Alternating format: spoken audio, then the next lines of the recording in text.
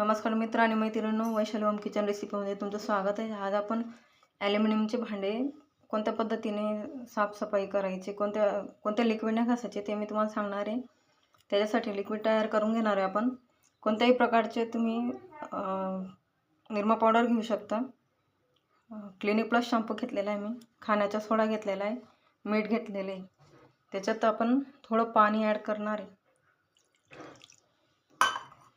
आणि ते मिश्रण आपण चांगलं चमच्याने असं ढवळून घेणार आहे।